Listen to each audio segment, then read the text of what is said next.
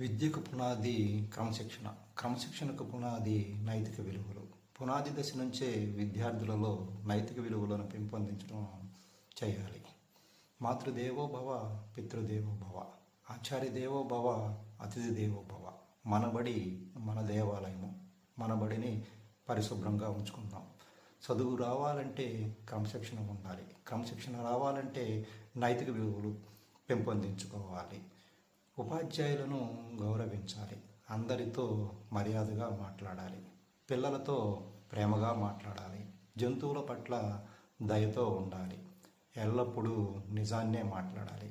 ఆడిన మాట తప్పరాదు. కోపము అనర్ధహేతువు. పెద్దవారికి గౌరవ సూచకంగా నమస్కారం పెట్టాలి. ఇటువంటి నైతిక విలువలను మా పాఠశాలలో కూడా వల్లివేయించడం ద్వారా జనవరి 1 నుంచి పిల్లలలో అనేకమైన మంచి మార్పులు కనిపిస్తున్నాయి. పెద్దవారికి నమస్కారం చేస్తున్నారు. తల్లిదండ్రులకు ఇబ్బంది కలిగించడం లేదు. అందరితో మర్యాదగా మాట్లాడుతున్నారు. ఇదే విధంగా ప్రతి పాఠశాలలో కూడా నైతిక విలువలను వెల్లివేయించడం ద్వారా ఉదయం ప్రేయర్లో విద్యార్థులలో చాలా మంచి మార్పులను మనము చూడవచ్చు.